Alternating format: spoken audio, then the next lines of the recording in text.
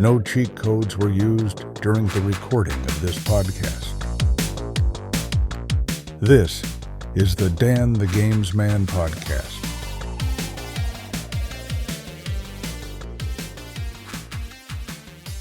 Hello, my name is Dan. And my name is also Dan. And welcome back to episode 2 of the Dan the Games Man podcast, your fortnightly gaming podcast, where we talk about mainly gaming and whatever gump comes into our brains. But Dan, I want to have a bit of a check-in straight away. So, Are you okay after the events of the weekend? I managed to get through. It was a dicey 48 hours. It was scary. 17 hours? 17. It felt like more. So yeah, as time recording the podcast, it is the 10th of February, and yeah, PlayStation Network was down for 17 hours over the weekend. Yes, not ideal as it was sort of Friday night through Saturday. Yeah, I had quite a busy weekend, so didn't get to do any gaming, but yeah, thoughts and prayers to everyone affected by... Yes. And what terrible timing at the 1 year anniversary of Helldivers 2. Yeah, it's like we're going to drop the new War Bond anniversary, but you can't play. It must have been odd. Well, it was officially a security breach. Ah. So I'm guessing automatons. That would make sense. And yeah, so yeah, it was pretty... I think it's been a while since the last time, like, Sony had a big leak. I think it was back in 2011, 2012 they last had a leak, but that one lasted months, if you remember. That was a really long one, but... Sony has issued an apology this time, and everyone who had an active PlayStation Plus membership at the time is getting 5 days of free.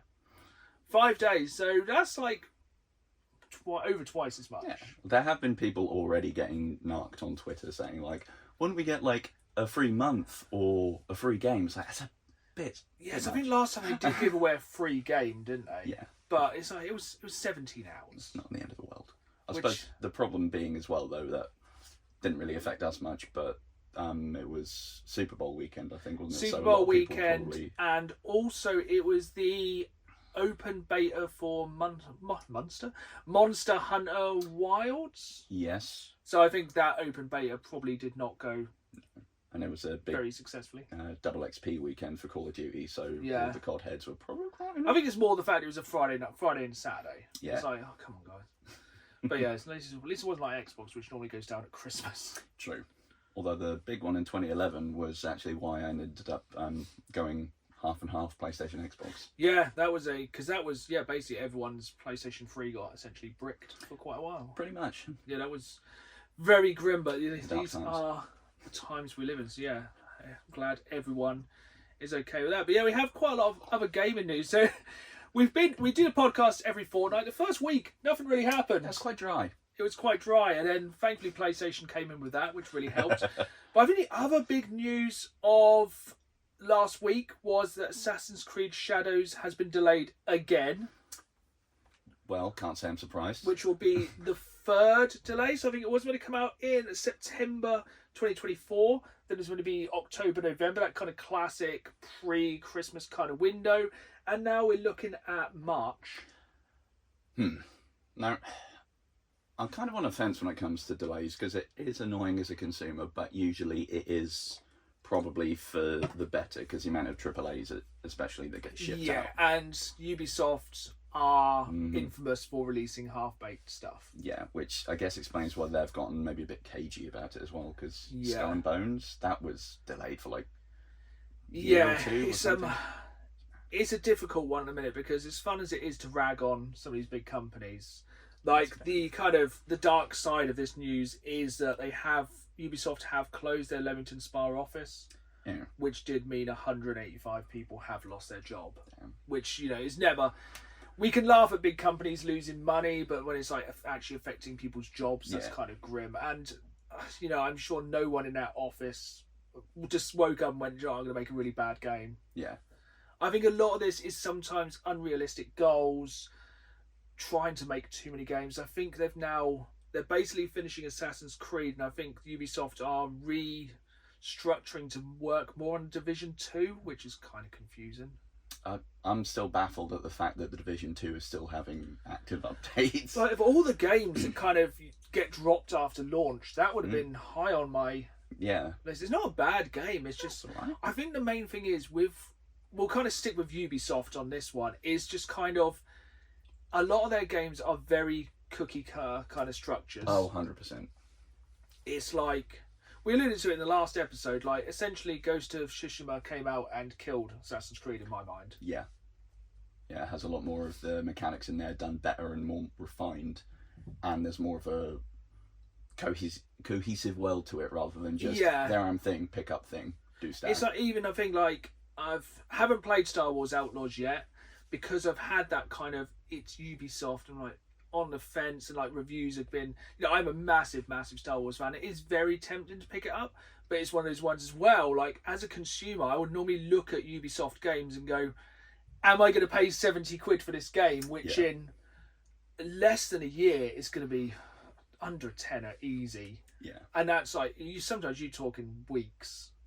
I think Assassin's Creed, the last one. Is that Valhalla? Or is that No, it's after Valhalla. So Valhalla was good. Yeah. Very good. And then the one after, they went back to Egypt or something. I played a bit of it and it was just like, they're so samey. Mirage, that's the one. There we go. That dropped in price very quick. very, very quickly. And it's like, it's difficult because you kind of want to support, some companies, but some companies you're like, yeah. Like, when they started with their big franchises, they were all good and interesting, but like you say, with the cookie cutter thing, it is always so much of the same thing in a different hat. I think the worst one for me was going from Far Cry 5 to Far Cry New Dawn. Yep. Which was, it's actually the same game. Or Far Cry 4 and Far Cry, the caveman one. Primal. Literally the same map. Yep. It's like, some of them are that's so lazy. And I understand because, making games is expensive. And if you can make a game using the same assets, then profit. Yeah. I think they maybe got a little bit dizzy off their own sort of success and whatnot with Blood Dragon, because that was a really interesting take on it. Yeah, really, really good game. I think it's just recently been added to PlayStation Plus as well. So yeah, definitely, that's a fantastic. Still probably the best Far Cry thing. Yes. Because that was perfect. That was like, right, we take Far Cry, flip it on its head, give it like a neon paint job. That was perfect. That was like what you wanted. It was like, it's under 10 hours, isn't it? Yeah. And it's just, basically more Far Cry, but just totally different rather than the same. But then with like Far Cry Primal, they tried something different. Everyone was like, nah. Yeah, it does come down to also the fan base of wanting something different but more of the same at the same time. Gamers are very fickle. You can't really please anyone. No. And people will go, you're just doing the same thing, or I liked it. But Ubisoft, they really do I think they're kind of one of the main companies in the firing line. I think EA were very big for that a couple of years ago. Yeah, because do they just work with, or do they own BioWare to some degree? I think EA own about 3/4 of the planet. Fair. I think EA kind of did it before Xbox of just buying out like a lot of companies and like kind of, I imagine it like as kind of an inanimate blob that just kind of draws other things in and sucks the life out of them. You gotta look at like BioWare, and now you look at it now and you're like, oh, yeah, that's not the same company. Yeah, they were the standard for RPGs. Now it's like the cautionary tale of RPGs. Yeah, like I reserve judgment on the new the Dragon Age. Mm-hmm. But yeah, that was in the news this week. They are now stopping support of that game. There's one final patch, something that came out October, November. That's wild. And I think they wanted to sell 3 million copies. It sold 1.5 million. Eek. So half the amount they wanted to sell, and they've just kind of dropped it, which is a shame. Yeah. I'm a big fan of the Dragon Age saga. Yeah, they're very fun. I think they just left it way too long between Inquisition and this new one. Yeah, Inquisition was at least 2015 or something. Yeah, it was early PS4 and Xbox One. Yeah, and I think like Dragon Age Inquisition and Dragon Age 2 were pretty close, weren't they? Yeah, relatively. And in fact, every single one is like have a like cliffhanger. And you're like, great, I'll see you in 5 years. Like, I think I'd have to play through Inquisition again to remember what the hell was going on. Yeah, not Scooby if I try and rack through my brain. I know, like, didn't like the person from the first game just walk in the end and go, here I am? And you're like, what? Then you got like credits. You're like, oh, cool. Somehow Palpatine returned. Yeah, it was a real Star Wars-esque kind of ending. But yeah, it's a shame because like I think it makes game companies not want to take a risk on new games. Yeah. Because you are, they're one of the most expensive mediums to make. Yes. No, I think we spoke about it last episode. We were saying that's cost like $1.5 billion to make GTA 6. It's absolutely ludicrous. But with a game like that, it's going to make $3 billion before it's even available, like in pre-orders. Yeah, and once they get projected numbers off of pre-orders, they're going to be like, right, how many holiday homes do I want? Yeah. It's just, the industry's absolutely insane in a minute. And it's like, that's why I think a lot of companies are going for like smaller budget games. You got to think like Helldivers 2 is one of the biggest, everything's going to always hark back to Helldivers 2 in some way. Even your t-shirt. So if you are, hopefully you're watching this over on YouTube to watch the video version, you can see we both have incredible t-shirts. Democracy for all. Every single. We just spend the 2 weeks planning our wardrobe between episodes. The rest of this incidental. Yeah, let me just sit and chat. But where were we? Yeah, so Helldivers 2 was a very small game. Yeah, and a follow-up to a very, very small game. Yeah, which had a very small budget. They didn't project it to make very much money. And was it the most profitable PlayStation game last year? I think it was, yeah. It was, the most profitable, which I think sometimes people just don't want these big 1,000-hour campaigns with like 20-minute cutscenes. People just sometimes want to blow stuff up and shout democracy. Yeah, a solid core gameplay loop and the ability to just kind of faff around, kind of customize it and just have adventures. Which goes back to our other staple game to talk about, Vampire Survivors. Yeah. It's a game which is like a couple of quid, probably cost about a couple of quid to make. Yeah, and a screenshot of it probably like has as much memory as the entire game. Yeah, I'm sure you could probably run it on anything. Yeah. And yeah, it's just like, it's a difficult one because we all want the AAA games, but sometimes it's just too many. Yeah. It's like, this coming year, there's no point releasing anything a month either side of GTA. Oh, Lord, no. Because people are either going to be too busy or saving their money waiting for it. That's why I feel like Games Pass has planned it very good this year, because basically every month on Xbox this year, there is a kind of a must-play game. Yeah. And then it kind of goes from there. But yes, sticking with Xbox, what are your thoughts on Xbox selling out per se, and have you now seen Forza Horizon 5 is coming to PlayStation? On a sort of subjective level, like I'm like, where? Because Forza's not really one of my particular favourites of things. No, I am a big Forza fan. Forza Horizon 4 was my favourite racing game of all time. That was my lockdown game. Solid. That was my, right, I can't go outside, but I can drive around a fictional UK just having fun online, and I actually use it as quite a social hub to like play online and just hang out with like car clubs. It was a strange time. It was. But yeah, so Forza 5 is getting released on PlayStation.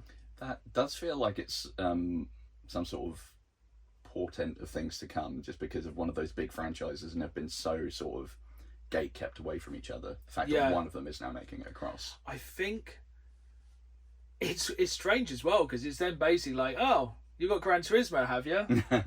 What about this? I wonder if Forza Motorsport will go across as well, because obviously Forza Horizon is more your kind of arcade racer. Yeah. Are they going to bring across Forza Motorsport, which is literally the competition of Gran Turismo? Yeah, and if you were Gran Turismo's devs, you'd be very who are squeaky bum literally time. who are literally owned by Sony. Yeah. It's like, from a gaming point of view, it's brilliant. Oh yeah. You know, it's like, but then it's like, you know, do I need to buy an Xbox? Do I just buy a PlayStation? I think it kind of goes back to this whole, one of the worst campaigns of marketing recently is everything is an Xbox. Yeah. Which is like, well, what is the point of me buying the new Xbox Series X for like 400 quid when, you know, an iPad's not, like, this is an Xbox. Yeah. Your phone's an Xbox. Now your Pass PlayStation's an Xbox. It's like, but yeah, it's an odd one. But I feel like when, I don't think Xbox is ever going to die. No. But I think they're going to branch out more into putting other games on other systems to kind of spread. I feel like they definitely feel like the third place console now. I wonder if it's part to do with, because in general their sales are pretty bad at the minute, aren't they? But they're being buoyed by Game Pass. So maybe putting their IPs elsewhere, they're trying to I do wonder if they are going to just put Games Pass on like literally everything that moves. That would be pretty cool. But I think the big day is going to be like, imagine Imagine back in 2001 if somebody said to you, yeah, the Master Chief Collection, Halo's going to be on the PlayStation. Like, what? No. And it's like, oh, I'm never going to fanboy that much. You know, the console wars are over for me. I fought alongside the N64 and the PS1 console wars, like when it was like the proper playground stuff. Yeah. But now I think it's just the consumer wins, really. Yeah, everything's spreading everywhere, and the amount of things that are just easily accessible. And then You it's can just have all things. then it's just Nintendo, like, no. Like, hello, we're still here. Nintendo's like, do you want Mario? Buy a Switch, or you know, get lost. There's no Nintendo's never going to share their toys. No, and their biggest innovation recently is the number 2. That's pretty much it. Yeah. Unless the Switch 2, I'm sure will be fantastic. The design department could have probably phoned it in a little bit less, but yeah, I think it can't be a bad thing. Like the game's going across. Yeah. It does make me laugh. The price tags, like they're way more expensive. They're digital only. It's like, take that. It's like kind of. I think some part of it's a ploy to get people to just buy, because like, if you own an Xbox and don't own a Games Pass, I would not. I don't get that at all. Because the amount of things that I've tried and then loved just through Games Pass I wouldn't have rolled the dice on before. Yeah, 100%. It's like, it's just basically like having a blockbuster on your console. It's so good. It's like infinite games and bits like that. Speaking of, we had the big unveiling of Battlefield Labs this week. Which I don't know if that's the official title. Terrible name if it is. Battlefield. But yeah, so the new Battlefield looks sick. So I fell out of love with Battlefield a while ago. Was it around the time of Battlefield 2142 or before that? That one I never actually played. I gave Battlefield 1 a chance, and then by that point I was already on the fence because 4 had kind of annoyed me. Battlefield 1, when I played at the time, didn't like it. Now going back to it, it's somehow I think it's because it was it was a bit more of a time. It was a bit Twitch shootery. It was a bit like that, you know, like very. But now, kind of going back to like how COD is. It reminds me how COD was then, but with World War One, and it's dark, it's grimy, it's gritty, and you know you can fly a Zeppelin. And it is fun, like just pootling around on top of the Zeppelin and then just going, yeah. parachute. Or using a cavalry is absolutely fantastic. Yes, running in with a sword, pretty great. However, I do love anything with a destructible environment. This is my main selling point. Like my favourite Battlefield game was Bad Company 2. That was so good. Because just it's like there's a squad, they're taking cover, level it. So sorry, it's like destroy the building, just run in, C4 everything, kill everyone. They're taking cover, we're taking their cover. Yeah, you can't use cover if it's not there. Exactly. And I did enjoy Battlefield 2142, but it didn't feel like Battlefield. No, I can see why that would be a little bit. And I think there's a thing of you need the kind of. I think the destructibility will really add again. Yeah. Just like chucking some C4 in the corners of a building where you know someone's camping. Just boop. Yeah, and I think it'd be, for me, the first game I ever played on the PlayStation 4 was Battlefield 4. And it blew me away. Like I think going from the Xbox 360 and having like 32 player Battlefield, doubling up to 64, and like the graphical, it wasn't that big a jump, but it was still a jump. Yeah. And it's like playing that with 64 players is insane. Obviously now I think we're up to 128. And imagine if they do 256. That would be wild. But I think they'll probably keep the maps smaller, more destructibility. Probably that would be better. Probably 128 players, because I think anything above that starts to get a bit too much. Yeah. But then again, can you ever have enough? Yeah, I suppose even with more players, you have the ability to have bigger maps, but then you run the risk of there just being a lot of nothing for a bit. Yeah, I think there was some of the maps on like Bad Company was like a desert with like 3 tiny like oasis towns and then nothing. Yeah. Which sometimes was cool because like you could kind of do some really long range sniping, or you could have some proper like long range tank like battles and stuff like that. So it was cool. But that one, or Battlefield, if they get the good maps, I think going back to like day one, like trusting games when they come out, it's going to be a difficult one. I think EA, if they put it on the whatever EA thing's called, that's on Games Pass. If you can try it first, I think if it has like that kind of, a lot of EA's games now on EA Access, that's it. They have like the 10-hour trial. Yeah. And you can buy the full game. I think that could get a lot of people suckered in. I reckon that's probably a good shout. Especially as Call of Duty adds more dumb stuff. Yeah, just constantly. Like, I think the unicorn was kind of... Some of the stuff in COD is dumb. They've got a Terminator thing going on at the moment. That looks pretty cool, though. That is quite fun. You know, I think COD becomes more Fortnite each month. Kind of, yes. However, on that note, there has been a rumoured update found within the files for one of the upcoming, or is currently sitting there waiting to be like actioned updates. And that is for a potential Ninja Turtles crossover. Sold. Back in. Yeah, so it could well be like the boys crossover they had just in Warzone. Yeah. But I don't know whether you get to play as one of the turtles or just get some cool melee weapons. So this is the thing. I'm like, yeah, it's stupid. I hate it. Then they did the WWE one recently. It's like, yeah, I want to play as Cody Rhodes. I want to like give somebody a crossroads in the middle of a battle. It's like, it's so dumb, but it's like, I feel like they need to have two CODs. Yes. They need to have classic and Fortnite mode and keep them separate. And like, you know, some people just want to run around like Shipment with like shotguns and just blast the hell out of each other, and some people want to fly around as Nicki Minaj. It's like, there's no, and I don't think the two should meet. No, it's good that they keep most of it to Warzone, but then with it all getting kind of smushed together and you can't escape almost. And I think that'll be the thing with Battlefield. I think there will be none of that stupidity. No, 100%. There will be maybe like, I don't know, a tiger print camo, and they'll go wild. Yeah, like, hey like that's or like pink camouflage or something. You know, that's probably where you're going to get like the top level. Yeah. But I think it's going to be definitely one to wait and see. Yes. And I have signed up for the closed beta, so could be very, very interesting. Very fun. But I think the last thing on my list is, we spoke about it last time, new Pokemon! New Pokemon! So we have new Pokemon cards. Is it Space and Time Smackdown? I think so, yeah. Yeah, Space Time Smackdown. Yeah, and I'm learning a lot of Pokemon I never knew. Yeah, well, so what we have spoke about this, but you've really enjoyed one subgenre of Pokemon in this one. Enjoyed being not the word. Rotom, what on earth? I like the lawnmower one. Like, objectively, yes, the lawnmower one is funny. Subjectively, I can get behind maybe one thing of like this weird spirit possessing things, but when you're being attacked by a washing machine... I think it was definitely a period of Pokemon when they really phoned it in for like 100. Yeah. I think there's like one that's just a corgi. It's just a dog. Yeah. Klefki. Yeah. Just... Or there's like one that's like Houndour. Yeah. Which is just a dog. Houndoom. They're just things. And like when it's like washing machine, lawnmower, it's like, oh, come on. What are you fighting with today? Ice cream cone. This is like a South Park parody.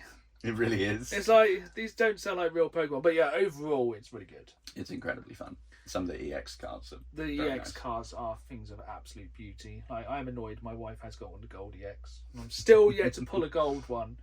But the full art card ones where it kind of zooms in and it does all the transition they are really sick. Do you know how many cards you've got so far out of the new? Because is it 170? Something, yeah. I think on the new lot I'm maybe 70, 80 in, I think.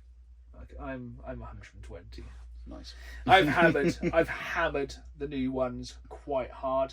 Like, I have not touched any other packs at all. I've occasionally been getting some of them just to try and finish my other missions, but have you tried trading yet? I have not. No, I have requested a trade with somebody, but I think it's been like 24 hours and they haven't replied yet. Wow. The whole trading thing is kind of rubbish. You have to basically destroy cards to get more cards. It's okay. It's just not. They've obviously made it slightly complicated where they could have made it slightly easier. So it is kind of annoying, but yeah. Why would it just be a trade? Yeah, it could just be something nice and simple. But it's like, you know, it'd be fun if we could just sit here and just trade like that. But I think that'd be very. I think it's definitely easier in person than it is with somebody you've never met. Yeah. Also, some of the usernames on there are quite funny. I've found a couple of odd ones, but nothing like raucous so far. No, I can't remember. I'll come back next week with the person I added who had a name. I was like, how is that in there? And I can't remember what it was. It probably isn't suitable for the podcast, but we got so distracted by the news this week. We haven't actually spoken about what we've played other than Pokemon. Have I been on anything new this week? I think I've mainly just been sticking to trying to grind through Indiana Jones and getting back on Helldivers for what I've been able to do with the new Warbond. I am very excited to get back onto Helldivers. Like, that new Warbond with that new grenade launcher is... It's crazy. So is it a secondary, the new grenade launcher? It is, yeah. You get about 3 or 4 shots with it. I was going to say, it cannot have many shots because it's the most powerful. Is it as powerful as a Hell Bomb? Not that far, but it's... It's absurd, though, isn't it? In my brain, I want to put it somewhere... If it goes Hell Bomb, mini nuke from Fallout, this thing. Okay, that's pretty good. Because I've seen it like one shot of Bile Titan. Yes. And you have to... It's got such a terrible range on it, but you really have to be careful because you will just take your own knees out and be on. How far is it you have to actually fire it for it to not kill you? Further than it has the range to.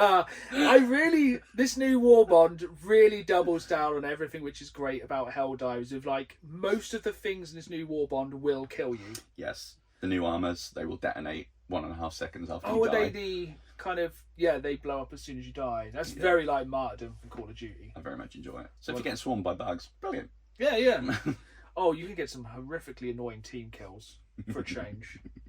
The whole thing of Helldivers. And obviously the new backpack with the portable Hell Bomb. Yes, which other people can activate. I have seen other people can activate it, and I'm sure that makes absolute chaos as per usual, but... I'll get court-martialed at all. Because of the actual point of it is to detonate it and drop it, yeah? Yes. But I think most people are just forgetting that and just running in and just detonating themselves. Yeah, from what I've seen so far, most people aren't even forgetting it. They're purposefully bonk, bye, and they're just straight out. But it is a portable Hell Bomb. This is a definite win for democracy. See, I haven't played it yet, so can it get caught in the crossfire and detonated? I've not seen that happen so far, but I'd imagine because if you fighting get the automatons would be an absolute nightmare. Like, you've had those times when you've just put your head out and it's just laser beams and missiles and general hell. Tank just spins and gets you, or one of the towers just finds you and goes, absolutely not. Yeah, it's crazy. It's been a year since. And did you see Joel actually spoke? Yeah, it's on TikTok. So Joel spoke on TikTok about like how the war's been going, because I think he's having some time away from Helldivers just because of the pressure, because he just organises everything. Yeah. Because obviously, stuff like that, to have, you are in charge of literally the entire universe. Yeah, and especially if, like we said, you weren't expecting it to be the thing it was. And, people are like, oh, why is this? Why is it? Because, once again, go back, you can't please any gamer ever. Mm-hmm. So, yeah, that's... Yeah, sadly, he's having to have some time away, but well deserved, because this year's been absolutely crazy. But the other big thing in Helldivers is Spade. Spade, yes. New tactical Spade that they snuck in there in the update. So is that... Can you find Spade on the map? Yes. Yeah. Can you equip it? Is it a weapon, or is it... I only picked it up very briefly when things were swarming at me, and I didn't mean to, so I quickly dropped it. But I think, you can wave it around and hit things. Yeah, you can dig, can't you? You can dig yourself a little trench, which is very handy. That's pretty cool. Or just your own grave when it goes wrong, I suppose. Oh, why not both? True. Dual purpose. But yeah, I'm really looking forward to getting back into Helldivers. Fun thing about the Singularity as well. Yeah, so just tell me what's happening with Singularity, which is just moving. sat there for a long while. So currently, that's a long-term storytelling, that is. The Illuminate are generating dark energy, which is pulling the Singularity from Meridia towards Super Earth. Perfect. There's quite a lot of planets in a way which have not come into the war yet. Yeah, they will be. Yeah, they'll be dragged, kicking and screaming.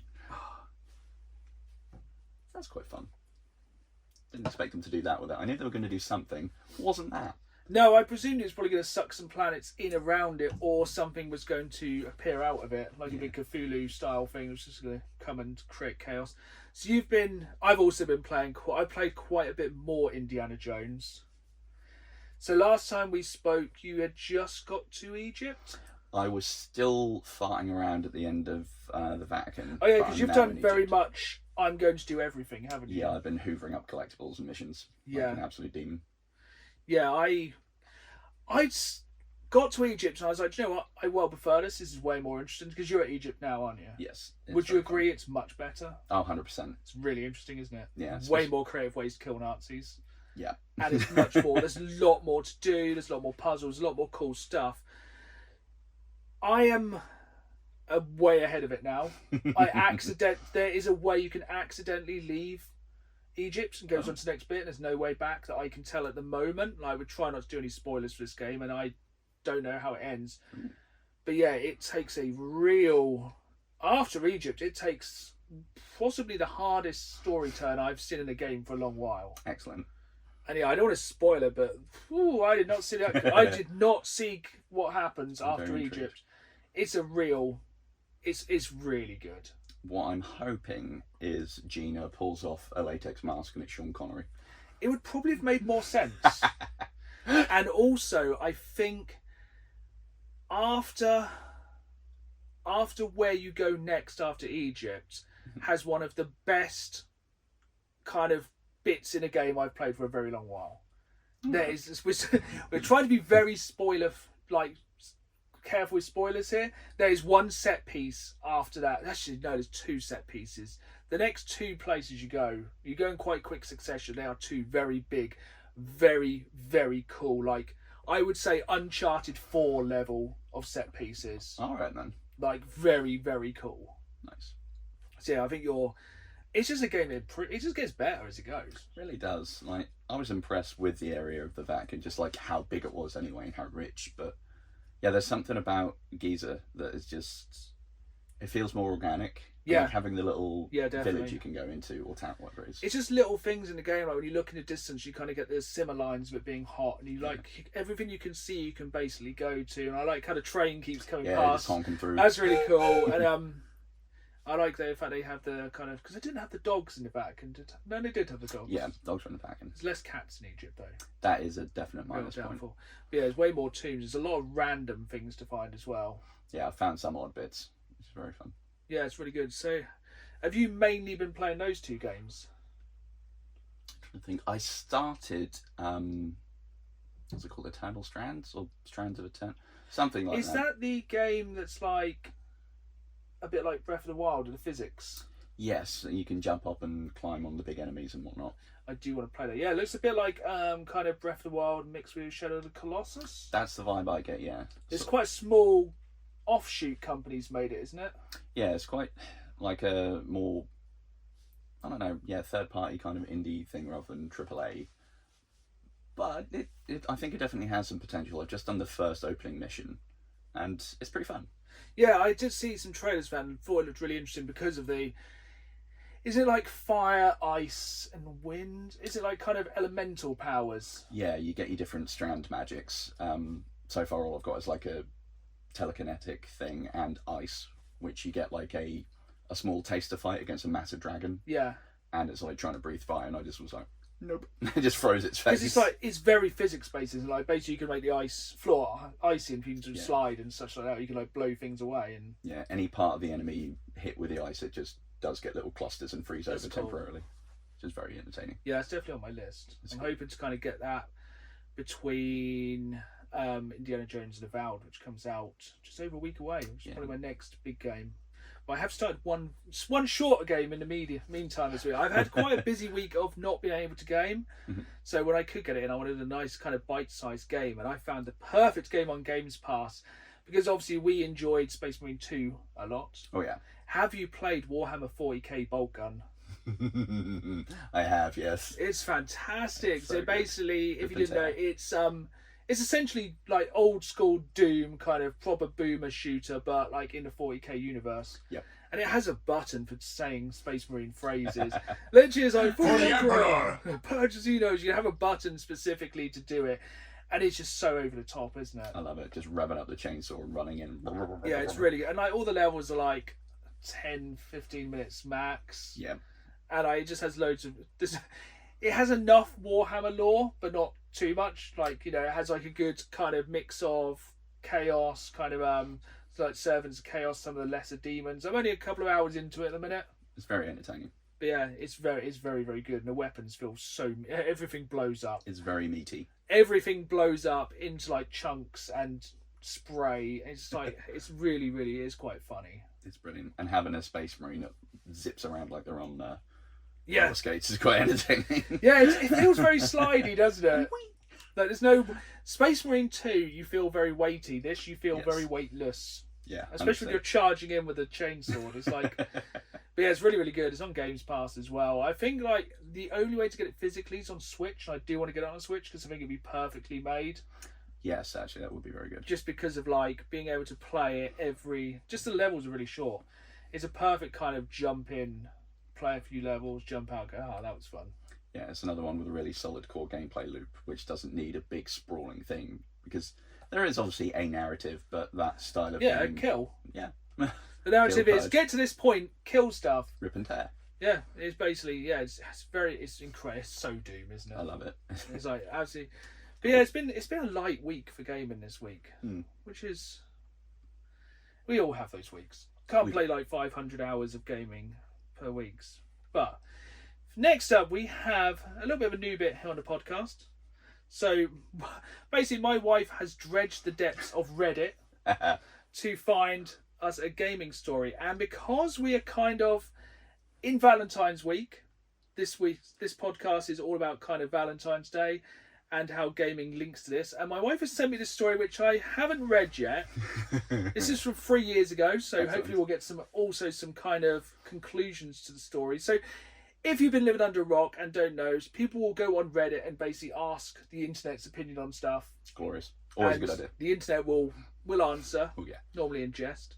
So this story is concluded, Oh, good. which means there has been comments, and we should get a follow-up. So I'm going to just have a sip of the coffee, and then we'll go to story time with Dan. So this is a Reddit entitled "My Girlfriend Broke My PS4 for a TikTok Trend." It's already going to be bad, isn't it? This is from a male 28 and their girlfriend 26 broke my PS4 and doesn't understand why I'm so upset. I don't really know where to go from here. Also, this is from December 15th, my birthday, 2020. So he should have been in lockdown as well. Oh, oof. Yeah, so Hard let me oof. jump. So some background. During quarantine, I'd been playing my PS4 games a lot more. Obviously, I was able to finish up some stories and complete some big games in my free time the last few months. It was a great escape for me. My girlfriend, Liz, in inverted commas, so don't have inverted commas, never got it fully, but understood I liked playing it and it made me happy. I told her I was really looking forward to the PS5, was hoping to get one soon. I missed out on a pre-order and initial shipping wave, so I got a bit sad for a while, but knew I could eventually get one when the craze settled down. Whether it was next year or the year after. Her friend Kat also knew this because her boyfriend was looking forward to the new Xbox. That was hard to get the PS5 then, wasn't it? It was. And my gold dust. This is what happened today. This is when things got bad. I was playing Final Fantasy Remake, finishing up some last achievements, when Liz came to the room with Kat. So a long game. Mm-hmm. We all know this is good. Not a pick up and play kind of thing. I said, "Hey babe, how was your day?" Ick, babe. Without warning, she pulled the... What the actual... And without warning, she pulled the PS4 out of the wall and smashed it on the ground. She then took a hammer and smashed whatever pieces were left. This happened within 20 to 30 seconds. Mind your language on this next bit.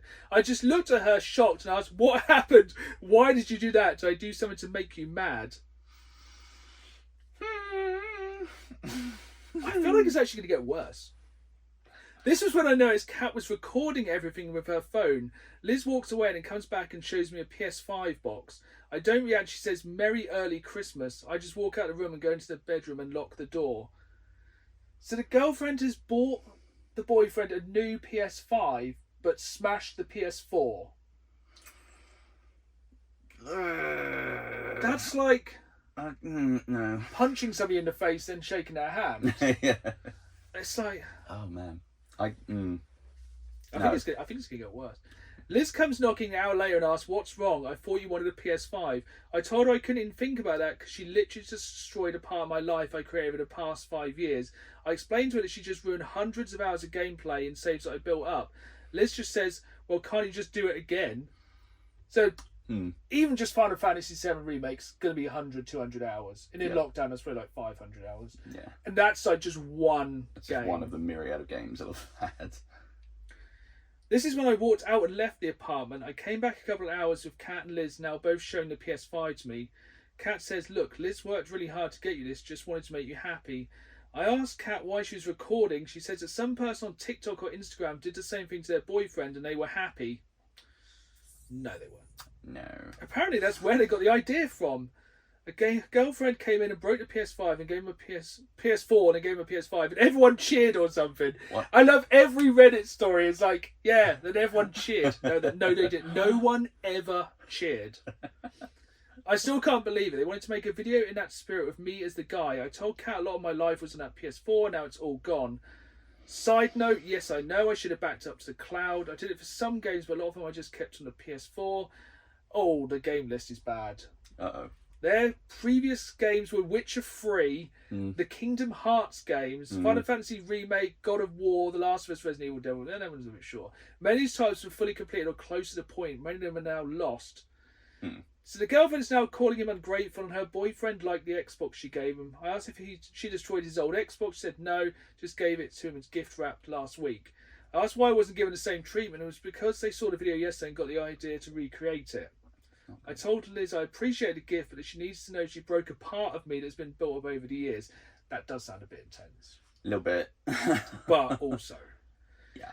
Liz says, why can't you just do it on the new PlayStation? I told her I could do it, but it'd take a lot more time and effort. I don't want to put it in again. She just brushed it off and said, maybe you can play your new games anyway. They're probably better. Wow. I think it's just going to get worse. At this point, I left and went to a friend's house where I'm writing this now late at night. Straight in. Let's make, why have a conversation? No, put it on Reddit. Fantastic. Crowdsource. I don't know what to do at this point. I don't care about the PS5 and I am mad. There's a lot of expletives now. What is wrong with people? Why do they think destroying somebody's personal property is funny? They tried showing me the video. Wow, they even uploaded it still. No.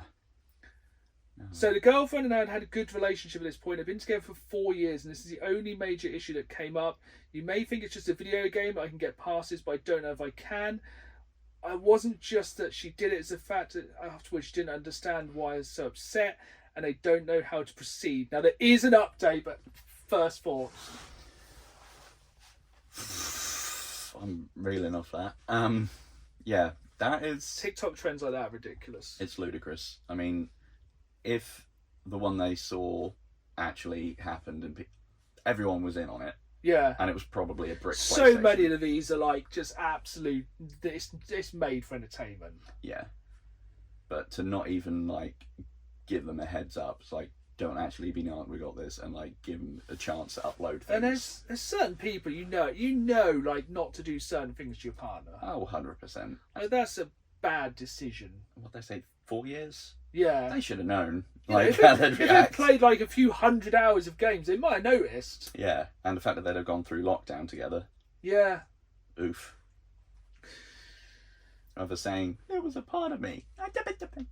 Yeah, these TikTok trends like that are ridiculous, though. Very much. But there is an update. Good. So 2 weeks later, it's been a hellish couple of weeks. First of all, I appreciate all the support. I didn't expect to get as many comments as this has. It took a lot of time and thinking and talking to my friends and finding what happened and where to go from here. I tried saving the hard drive from the PS4 through my tech buddy's savvy buddy. Had no luck with it. God, they must have really done a number on it to break the hard drive. Yeah, to just be the PS5 has been at our place since the incident, but I have no interest in that right now. I didn't go back to the apartment for a week. I finally told Liz we need to sit down and have a discussion about everything. It was a long conversation with a lot of tears on both ends. I won't go into exact details, but I explained to her how our actions affected me. The comparisons some told me to tell her about smashing her phone, laptop in the same way. In that moment, she understood, I think. Once again, asked why she recorded. She said she wanted to capture the moment of my happiness. It wasn't about Instagram, clout, whatever. She thought it had been ecstatic and wanted to have that moment captured forever. I told her I understand that. It would have made more sense to give it to him for Christmas. Yeah, that would have... Like, if somebody got me a PS5 for Christmas, I'd still be over the flipping moon. Yeah. It's like those videos you see when like the parents give the kid like an empty box at Christmas. It's like, you're just going to scar people at that point. They're never going to trust the box again. Ooh. Uh-oh.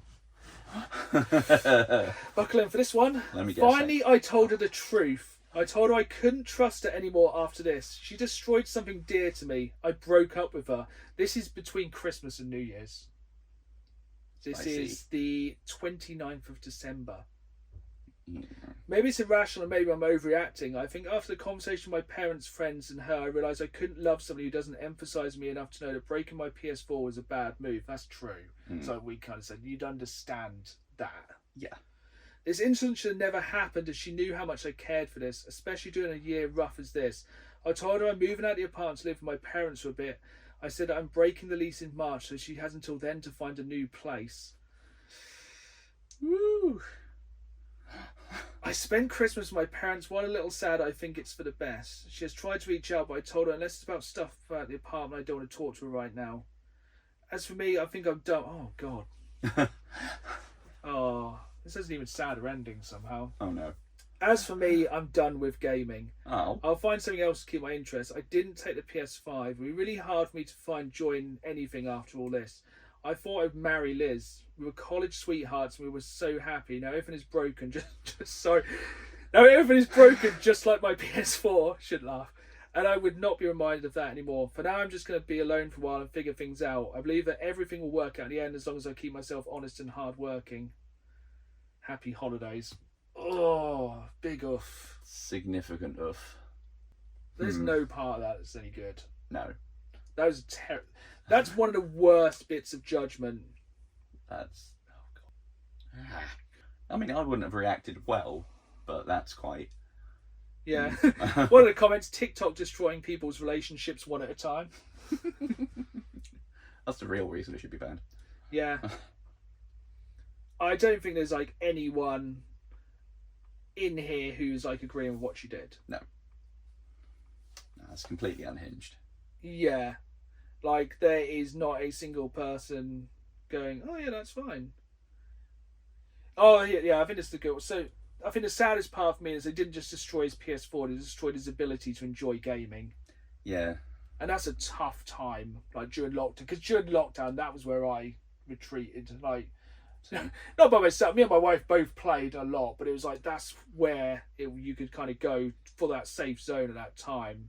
Yeah, it's peak escapism at a time when we needed escapism more than ever. No comment. Not relevant to original post, but I'm so glad Xbox has cloud saves as a default. kind of missing the point there. That's a proper gamer, that is. It's like, well, yeah, but I could just get my... I'm surprised he didn't take the PS5, but that's some real sticking to your guns. Yeah, that's BDE, that is. Yeah, that is just sticking by your principles, being like, yeah. Oof. Yeah, like... Yeah, that's...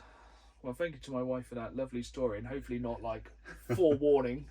No, my wife understands definitely that. Like that's, I'd like to hope you'd not have anyone in your life who would do that kind of thing, because that's terrible. Yeah. I hope somebody breaks their phone. Actually, no, it shouldn't have. It's like if someone had really bad body dysmorphia and would go, "I've cut off your arms, but don't worry, I've got you some bionics." It's still pretty bad. Yeah. Would like a bionic arm though. But let's lighten the mood a little bit. So we are going to talk about some of the greatest love stories in video games, which we did a bit of research going into this podcast, and I was shocked how few video games actually kind of go into love. Yeah, it's not a well-tapped sort of thing in the medium, is it? No, and a lot of the kind of examples I've wanted to talk about mainly turn into revenge. Pretty much, yeah. Or like, but I suppose...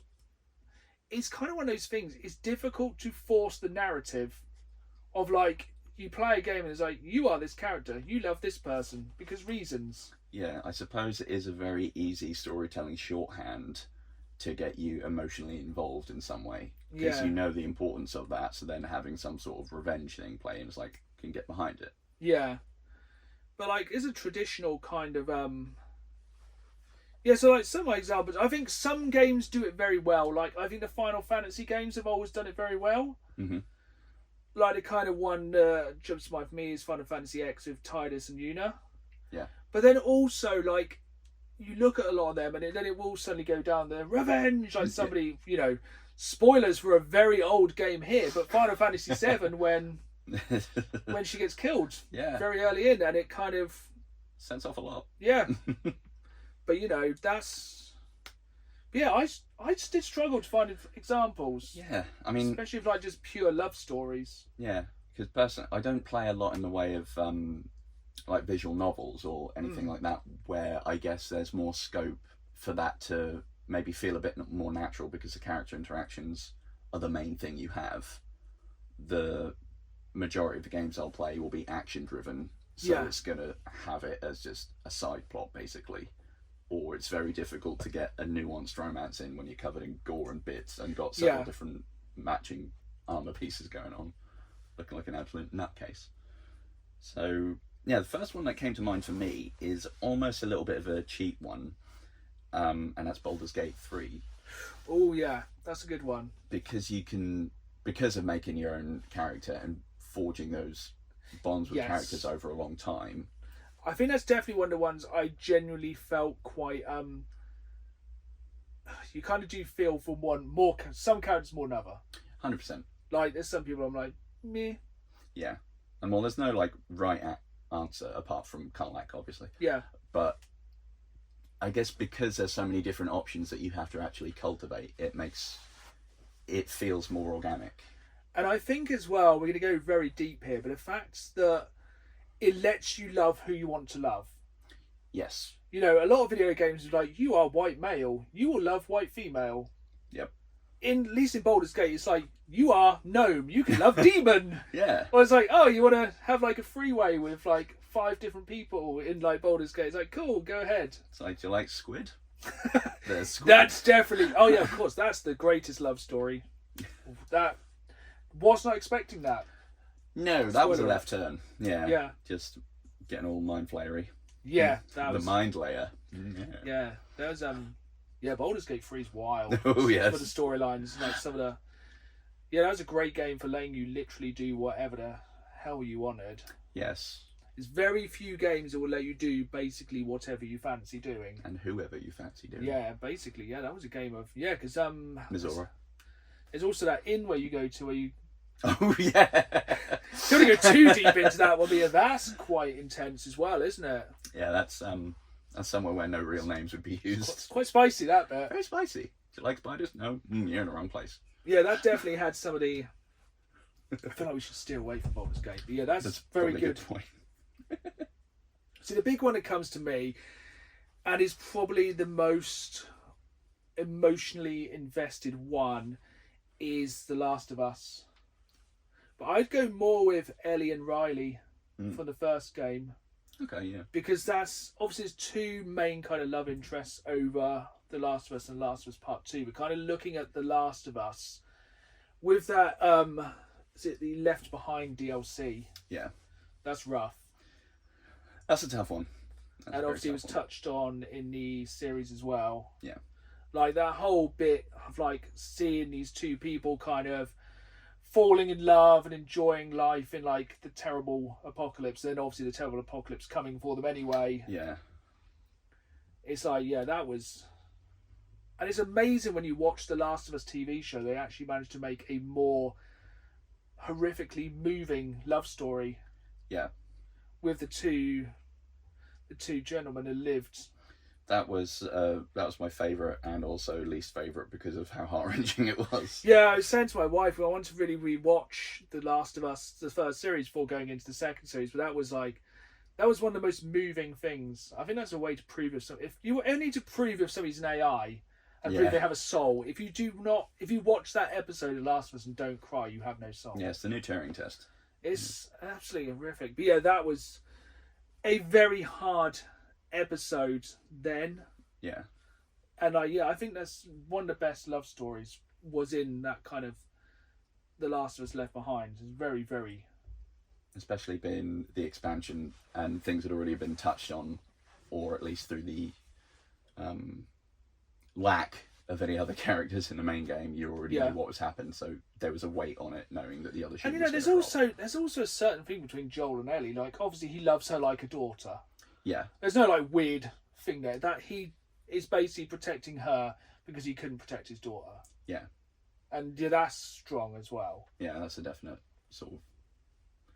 That's a bond that. It's a paternal bond. Yeah, there's no like choice in that one as such. It's one of the ones that is just shunted along by the narrative. Yeah. But it does feel more sort of grown over it rather than some stories where it's just like, here it is. Yeah. Accept this random plot point now. Like I think sometimes I'm torn on this next one because stick with this. Mm-hmm. God of War is kind of a love story. but it goes hard on the revenge angle. So you got to think the entire reason, because obviously at the start, the very first God of War game, Kratos accidentally kills his family because Bit of an oops.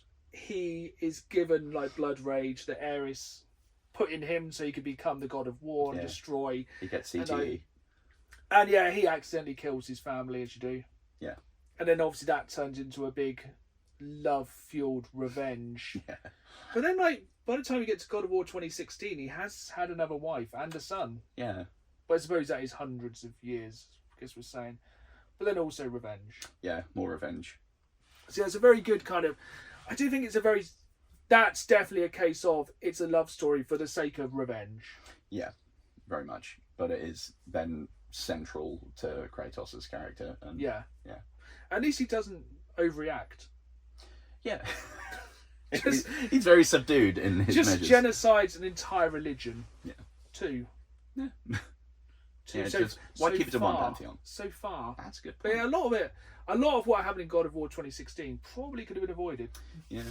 Although I suppose also, like, from what I remember, there were a lot of moments where you could see him trying to let his guard down and be more of a parent as well. Yeah. So there's that story as well. Yeah, That again, bond. very paternal. Yeah.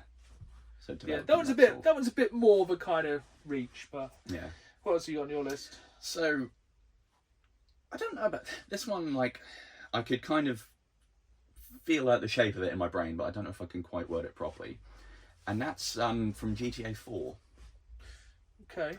'Cause obviously at the end of it, spoilers, you get the I sort don't of, mind the spoilers those for games that are like well over a decade old. you never know. No, fair. Could be a Kimmy Schmidt situation going on somewhere. Yeah. There's a choice at the end where you can either follow your revenge Yeah. or decide to take the high ground. And depending on what choice you take, a major character close to Nico will die. Yeah. So you either get his cousin, Roman dying, or is it, and Kate? Yeah. So there's either a familial love, because like Roman is his only connection there in Liberty City, or the woman he's like, right, I'm gonna give up this blood feud and try and change how things are going, because they always want to try and change him. Yeah. So there's a strong love either way. So it's one of these ones where it's damned if you do, damned if you don't. Definitely, yeah. It's difficult when they also kind of write in there's no way out. Yeah. And in a game like that, you're gonna want to go revenge. Yeah, exactly. That's the thing. With GTA 5, it's like the end of that's kind of so lazy. It's like, oh, we can all gang up on one character, or we can go on the death wish option, which every single person did. Yes. It's like where you can just basically save everyone. It's like that's a bit of a cheap ending. A little bit. There has to be some cons, especially with a game like GTA. And it's like, let's just do whatever the hell we want for 40 hours, and then just go, oh well. Like, when it's free roam carnage simulator, you want to have a bit more consequences be damned. It's like, yep. The only way they can get away with something that hacky is if they put "Holding Out for a Hero" on the radio as you go for it. Classic Saints Row ending. We love it. Yeah, that was good. Yeah. Hey, you got any more? I do, and it's another kind of revenge, kind of trying to look for the MacGuffin cure, and that is Shadow of the Colossus / Ico. Yeah. You're trying to bring Mono back to life, and in doing so, massacre a load of kind of just generally okay behemoths that were just chilling, not doing a great deal, and you're like, no, murder, and then become a horrible new big bad yourself. Again, spoiler alert for a game over a decade old. It's been remade. I think we're just going, if a game is over a decade old, it's fair game. Yeah. But that's a very good one, actually, because that is a very underlying, it's a very important thing. Like, he's not just doing it because he likes killing big monsters. Yeah. It's like, if you were looking at it from a story writing standpoint, the one sentence thing would be like, what are you willing to do in the pursuit of love? Yeah. And it's a hell of a lot of things. Most of them involving tools. So I have one more on here. It's quite surprised we haven't had any crossover here, and that would be Drake and Eleanor in Uncharted. Oh yeah, because that's a nice story. That kind of rounds up as well. You know, the end of Uncharted 4. they get to sit down and play Crash Bandicoot. It's a nice story, and it's kind of has its ups and downs and its betrayals, and I think that one works quite nicely. Yeah, there's not like some sort of horrible cataclysm at the end. No, I think they're just kind of together through many unfortunate events. Yeah, and they don't lean on the thing of at some point death and revenge. No, I think that's just more of an organic kind of relationship that kind of exists within a game rather than it being a driving factor. Yeah. Anyway, they are just a couple. Yeah, it's not hammered into you quite so much as other things. No. Where it's rather than a natural thing within the narrative versus just battering you over the head with it. Yeah, and I think it's just kind of it's just a nice one. Yeah. And it does have a really satisfying ending. Yeah. And you do get to play Crash Bandicoot on the beach, which is, the end goal of most people. That's how I want to go. Have you got any more? I've got 2 more.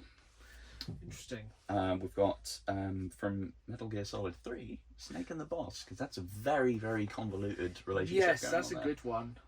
That's mentor, lover, weird Oedipus complex thing going on. Yeah, there's a lot going on there. Yeah, so I think every relationship in Metal Gear is ridiculously contrived in some way, shape, or form. all twisty-turny to some degree. Yes. And with both of them, you've got the weird, multifaceted love for each other, as well as their love for their country, which drives both their actions. The boss being used as a scapegoat and having to go against their country for the sake of everyone else, and then kind of getting binned off and not getting any credit for it because they have to be a double agent. And then almost naked fight in a wood. So yeah, as they all go. It's definitely a very complicated one, that one. Yes, I'm still on the fence of whether I want to play Delta.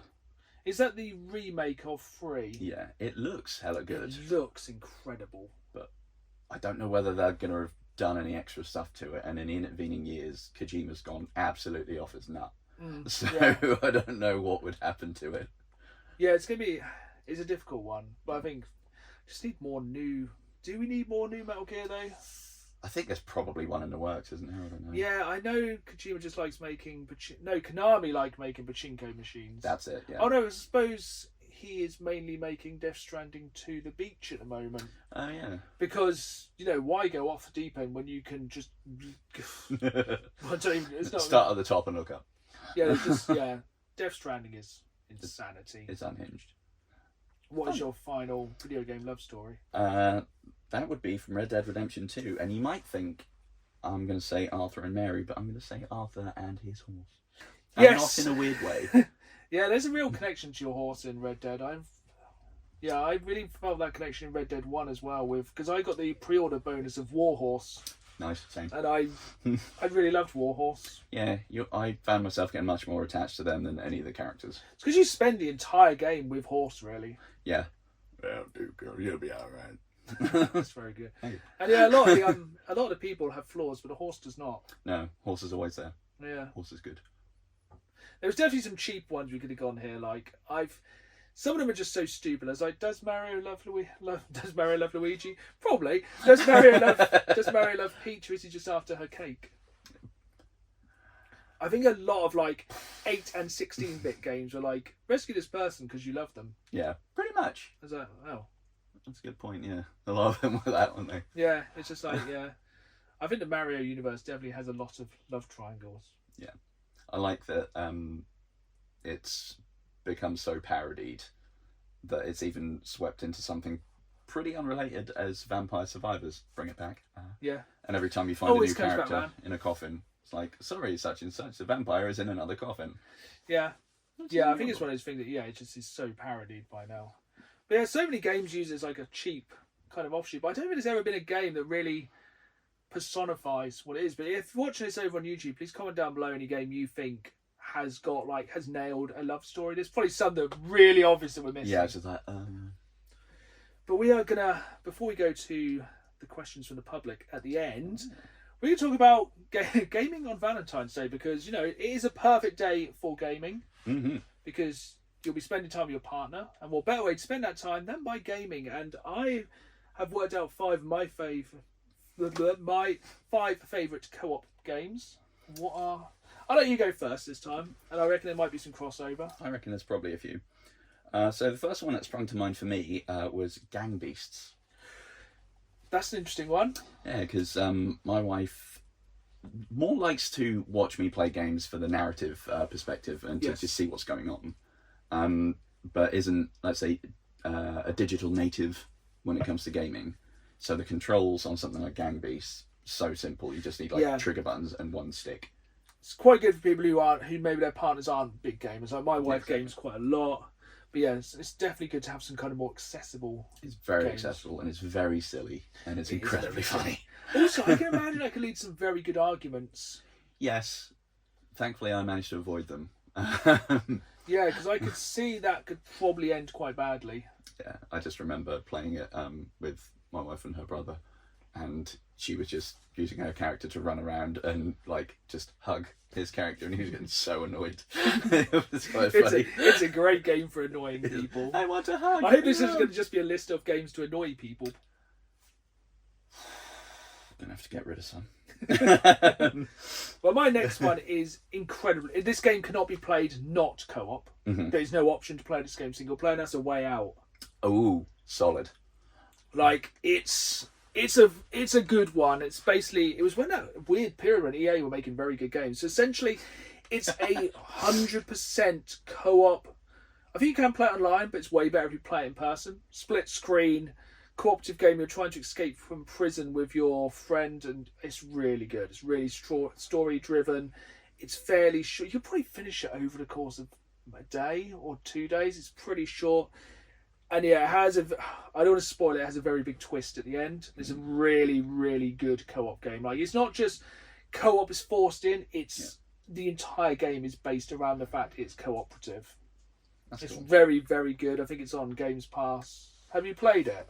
I haven't actually, no. It's one that I've looked at a bunch of times. But it's definitely easy enough for a casual gamer to play. Okay. There is some first person shooting bits, but it's pretty lenient with it, especially if you're way better. There's no bits I can remember where you'll be punished if the other person. I think you can basically pick up the slack. Oh, that's cool. It's not like one person fails a QTE and it's all gone. No, there's only QTE ones on there. No, back to you. So this one is kind of a cheat answer, but I will give a more specific one just because of. Is it going to be the same thing I've got written down? And that's sort of old school side-scrolling beat-em-up games, and I'm going to go specifically. Nice. Streets of Rage. Streets of Rage is a very good one. I was very tempted to put down Shredder's Revenge. Nice.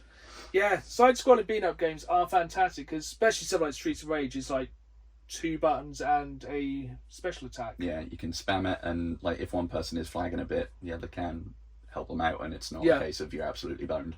And again, a very good one to cut. You can hammer through Streets of Rage multiple times a day. Have you played Streets of Rage 4? I have. It's very fun. Which is your favourite Streets of Rage? Ooh. What's the one with Max? Is that 3? The massive wrestler. Yes, I think it is 3. Yeah, I like him just because spinning lariat. Yeah, I like 2. 2 is solid. I think it was the one I first played. I like is it Skates or Wheels? Oh yeah, Skate. And I like the one where you can call in the special attack, the police car turns up with RPGs. Oh yes, the police are here with their RPGs. You're fire 3 city blocks away. Yeah, I really like that one. Yeah, I had that on a 3-in-1 cart for the Mega Drive. I think a lot of people did. I think that's where it was. That. Oh, that's a good question. Golden Axe, Revenge of Shinobi was mine. Nice, good. Golden Axe, very good game as well for the same reason. Shinobi not so much. Shinobi was, that was even dicey as a 1-player. yeah, Golden Axe is a very good one as well. This next one I've kind of forced in because it's basically the first game me and my wife really played together, and that's Borderlands. That's a proper gamers kind of. That's a real one to get people into. Yep. That's not casual. That's no. Would you like to spend? It's I'd like to spend time with my wife and also game, and I want to throw 100 hours into a co-op shooter. Yep. Let's keep re-rolling on these drops. I can't wait for Borderlands 4 to come out and do the exact same. So fun. It does become such a game of min-maxing your equipment and finding all the decent mods and random drops. Oh yeah. And there's a certain chaos to that I find fun. Yes, yeah. I I don't know. That never gets old. It's always that shiny carrot. Yeah. You're always chasing that kind of shiny thing on the horizon, and chances are it knows. It knows when to drip feed you just a little bit more. Yep. Waiting for RNGesus to smile down. Yeah, and I just think it's a fantastic kind of co-op game because as well you can drag somebody kicking and screaming along. Oh, 100%. Favourite stupid mod from Borderlands? See, I never mod it. I'm very vanilla with mine. Oh, I mean like weapon Oh, mods. weapon mods. The grenade you can throw up in the air and it kind of just goes. It just finds people. Yeah, that's up there. Or a gun that when you reload, you just chuck it And and it explodes. Yeah. I like the guns where you reload and they turn into a turret. Also fun. Yeah. Basically anything that makes more carnage. Really. Yeah, basically anything that makes more. What's next on your list? You're doing well. There's no crossing. We don't discuss this beforehand. So another sort of sneaky one, and that's The Room. I do not know about The Room. It's on Quest VR and iOS and probably a lot of other things. It's a very, very pretty sort of point and click escape room puzzle game.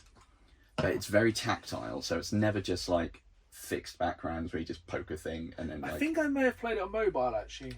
I love it. It's so good, and there's like 3 or 4 of them. So is it essentially like a virtual escape room? Yes, and lots Cool. of puzzle boxes, but a lot of the things feel very fluid in it, so you do have to sort of rotate and play with items. Yeah, and that must be really good in VR actually. it's very fun. The first one has been fully rebuilt in it. As does, Nice. I think, one of the Da Vinci games, which is very similar.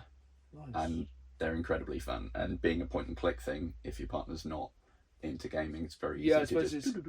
because with the Quest, can you pop it on the TV as well? So then Yep. your partner can kind of sit there and give you directions. Yeah, you can That's quite cool. screencast. It's very entertaining. That's a really good one. And then I'm going to put a really cheap one. Lego games. Yep. Again, perfectly accessible for everyone. Again, actually, I think a Valentine's Day many moons ago, me and my wife literally 100%ed the Jurassic World Lego game on Valentine's Day. We'd obviously played a lot more up to that point, but that was the day we 100%ed it. I was like, yeah, just keep her. Nice. Spent Valentine's Day 100%ing a Lego game. I was like, yeah, that's good. They are. And there's just so many to pick from, isn't there? Yeah, they really are. And I think a good thing about those, similar to, bear with, Gang Beast, and to an extent Baldur's Gate, is you don't have to do anything like camera manipulate you.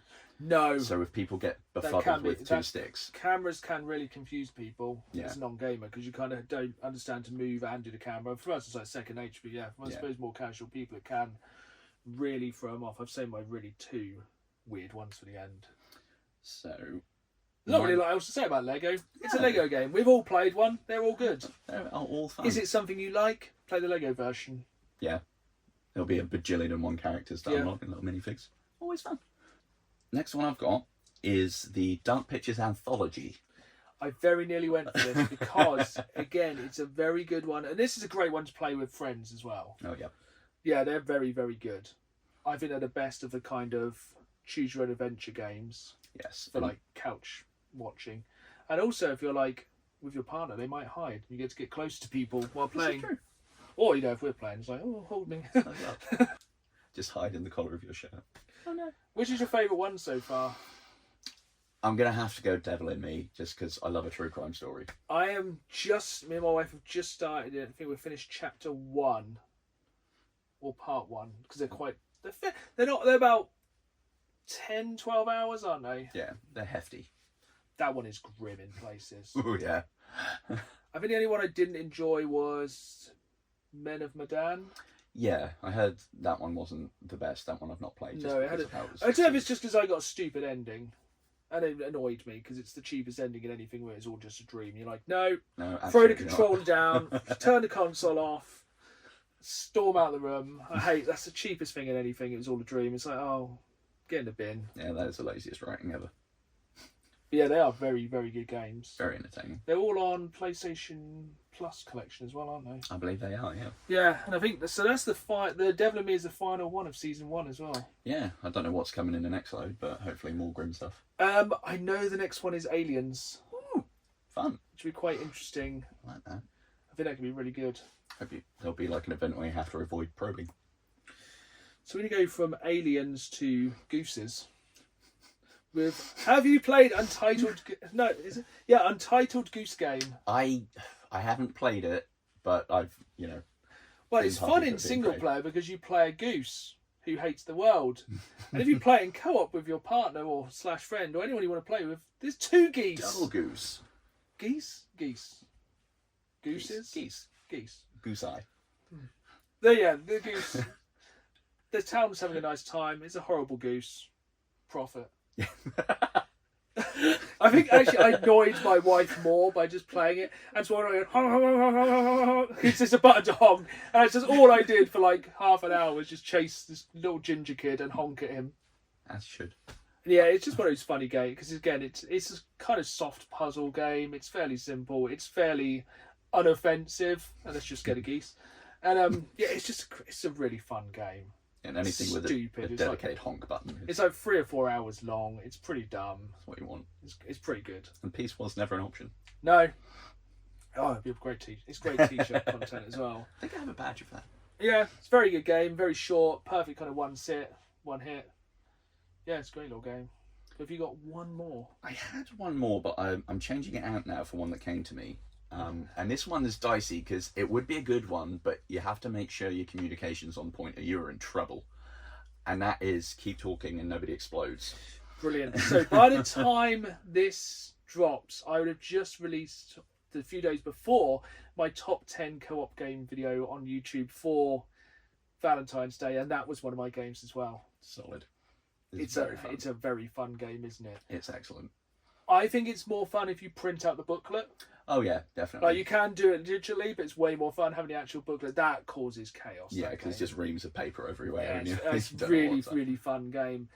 Have you played? Because there's multiple versions of that. Have you played the VR version or? I haven't. I've thought about getting it. I played it on PC. Yeah. But I have been toying with the idea of getting the VR. Yeah, the VR is going to be very, very good. I've played.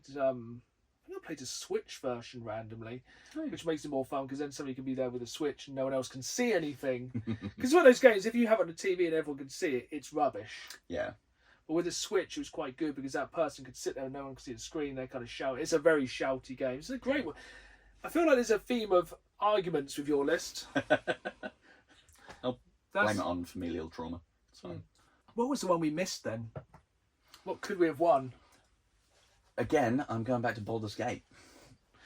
That's true. It's a good one for narrative. Again, if one player is less familiar, you can kind of pull them through. Yeah.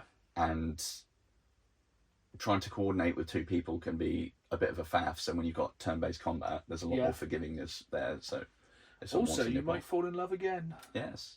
And Baldur's Gate.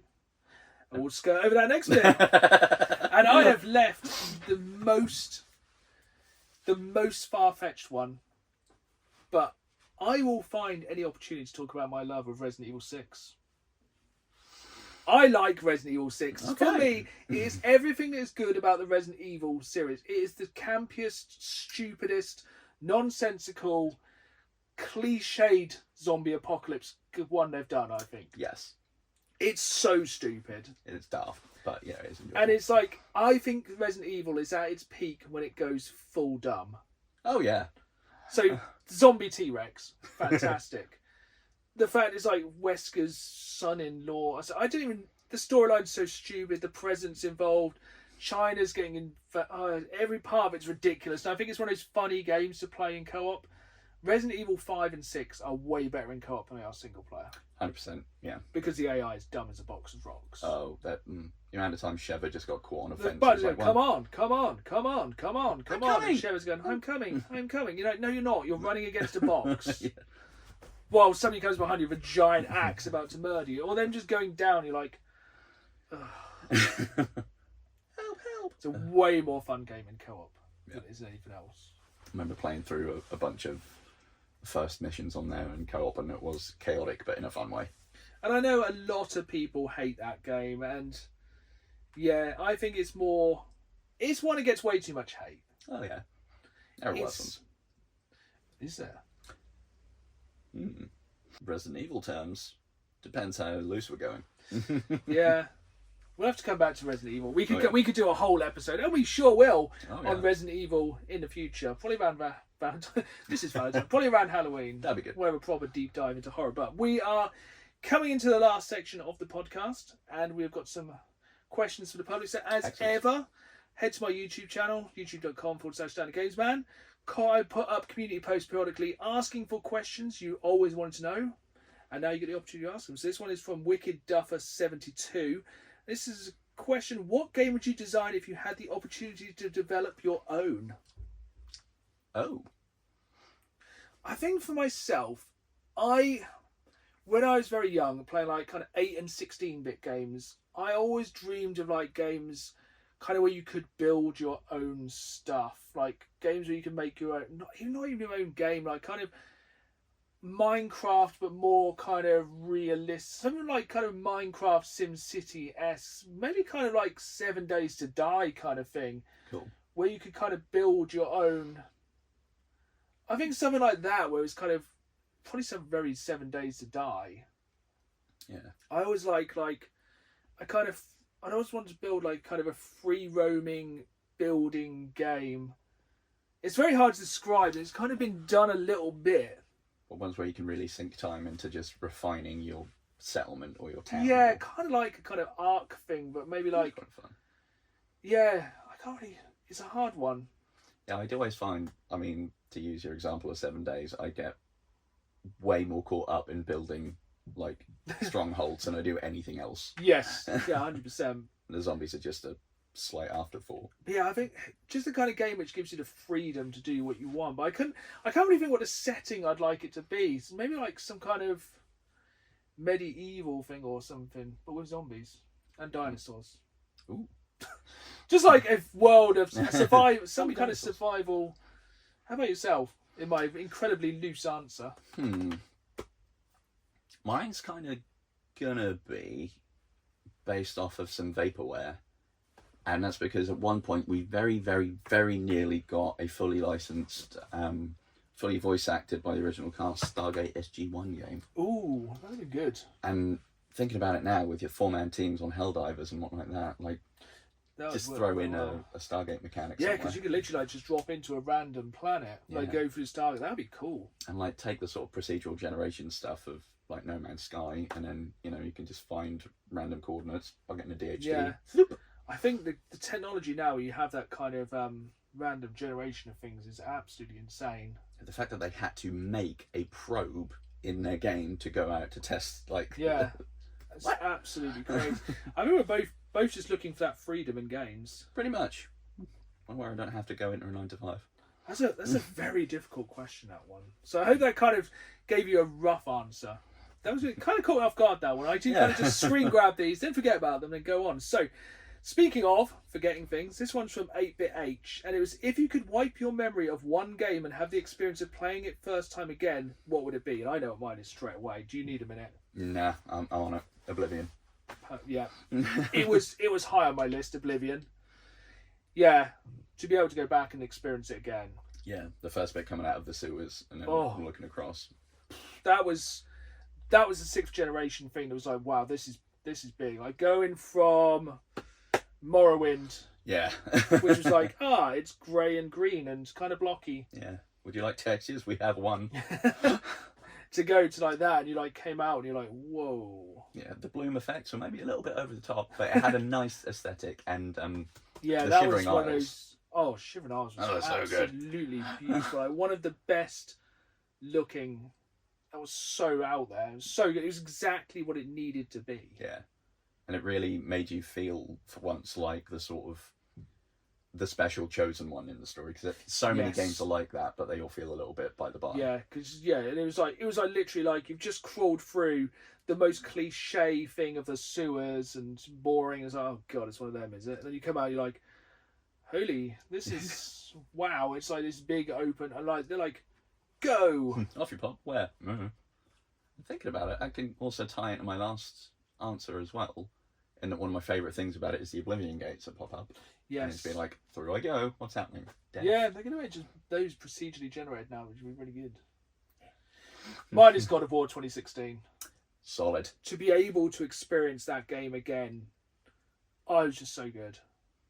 It was, for me, it was just, I think it's one of my favourite games of all time, but to be able to go back and just experience it again, because the twists and the turns and the storylines and the set pieces and every single part of that game, I think as well, because it was so different. Yeah. And it was just like, it kind of ushered in a bit of a new era of really big Sony storytelling as well. Yeah. And it was one of the biggest kind of games of that. It's absolute perfection to be able to go back and play it without that knowledge of everything again. It's one of those things I wish you could delete the memory of those games for that reason. It was so sort of rich. Yeah, there's so many games like, say something like The Last of Us. I go back and replay it periodically. Yeah. But then you kind of know the twists, and it's like, it's difficult with a lot of these really good story-based games. You'll play them once ago. That was an absolutely incredible story, but yeah, and it kind of takes out some of the desire to keep playing on a subsequent playthrough because you know what's happening. There's no discovery. But yeah, very strong choices there. And we have quite a random last question, which is from James Ford 2269. If you could do a collaboration with anyone, who would it be? I think we should use the term collaboration very loosely. Yeah. Ooh, in what sphere? Exactly. That's how I think I'd like to do music with Slayer. That'd be very fun. Ooh, that's a good one. We'll take it back to gaming. Now, would you want to so you can even look at it a couple of ways. Would you do like a podcast? Yeah. Let's go out. Who would you like to have on the podcast? Ooh, I think I'd quite enjoy having Kent Chungus from True Crime Kent. Nice. Hilarious. I love his takes on really grisly crime, and he's also a fellow of a similar age who loves video games and farting around. I'd like to get Joel from Helldivers. Ooh. And say what's coming in the next month. What's happening? What's in that hole? And so how do you plan these things so far ahead? We need someone quite small, so they have to fit in this space. That's a good point. We only have finite space here. Mm-hmm. So yeah, someone small. How about if you had to be in a game, what game would you want to be in? Oh wow! So like a collaboration game, a crossover. Like, would you be a Fortnite skin? I can't dance, so that wouldn't work. Oh, that's a good one. I'd kind of, I know, I'd like to be put in like an all-stars wrestling one so I could have a match-up with like me and Randy Savage against... That's a good one. See, I quite like the Mortal Kombat ones, but I feel like it'd be a bit disturbing watching some of the fatalities. Same as I really liked it when they kind of had some of the crossovers in Gears of War. Yes. I'd like to be one of the videos in Helldivers. Oh yeah, do one of the ads in there, that'd be fun. Just one of the sort of enlistment videos, trying to get people to up. As a metal musician, I'd love to make some of the music for Doom. That'd be very fun. When they did like the soundtrack to Doom Eternal, and they had like the full heavy metal orchestra. I don't know if you ever saw that. Like the heavy metal opera, that was super duper cool. That'd be very fun. Oh, that'd be so cool. Yeah, and they actually filmed that in a cathedral as well. That's how they got the sound so sick. Even better. Yeah, that was really cool. And I think YouTube-wise, I've been very lucky. I've met quite a lot of people I really enjoy watching on YouTube. Yeah. I've done like videos with them, met them in person. I think because when I first started doing YouTube, I watched a lot of Metal Jesus. Okay. So I'd really like to do something with him. I think he'd be a really chill guy just to sit down and actually just talk about games. Like he's not a bad way. He's not flamboyant. He doesn't scream and shout things. Just kind of sits and you could probably discuss games with him. Yeah. But I think also from kind of a more going out in the wild and looking for video games, Pixel Game Squad for me, I think are the best people who do it. I think they look like they're having really good fun. They look like they're enjoying themselves. And I think that's half of what it is, kind of making content. I think if you're not enjoying it, it's really obvious. Yeah. Like some people will be like very paint by numbers, and you're like, you are just going along for the ride. But I think something like Pixel Game Squad could be quite fun. Yeah, YouTube wise, then there are two that kind of spring to mind, and various like different areas of things I like to watch YouTube for. And one of them probably have not heard of. It's a really strange channel, Salmonella Learning Academy. I've not heard of that, no. He does these really, really, really simple animations in GIMP and just breaks down strange stories from history in a very funny way. Nice. I think he's probably a fellow Spectrum person, and he makes it very entertaining. And the other one would be Mike Israel from RP Strength, just because he breaks down all sorts of training things in such a in-depth scientific way, but it's also a sass mouth and it's funny about it. Nice. Yeah, like if people don't know, me and Dan both enjoy the gym. It's probably an unhealthy level. Probably. I digress. I think we're just about there for the week. I think so. So I'm going to do a little PSA before we end. Obviously, we've spoke a lot about Valentine's Day today. It can be a very hard time of year for people, and video games can be a very good way to escape that. 100%, yes. Like, obviously, hopefully, whatever you do on Valentine's Day, have a great day. Enjoy your games. If you're not spending time with partners, spend time with friends. Especially, I think, friends who aren't in relationships, or people should be there for each other on those times. It is a hard time of year. There's so many different hard times a year, and video games are an amazing way to escape things. But obviously, you can't run away from your problems forever. No. But you can sometimes delay it a little bit. But who's to say it's always got to be romantic love? It's got exactly love with friends, family. If not, just play a little Mortal Kombat. Oh, good. Rip out some hearts, then you got one. Exactly. But right, I think we'll end it there. So yeah, if you want to see me more on YouTube, head to youtube.com/DanAGamesman. New videos every Saturday live at 5, as well as bonus content throughout the week. Hopefully you're subscribed there, because you'll also be seeing the video version of this podcast here. If not, you can find the podcast everywhere podcasts are available, and hopefully you'll see me and Dan. We'll finally get back on Twitch. Twitch.tv/DanAGamesman Twitch very soon for some Helldivers, because seriously, bombs.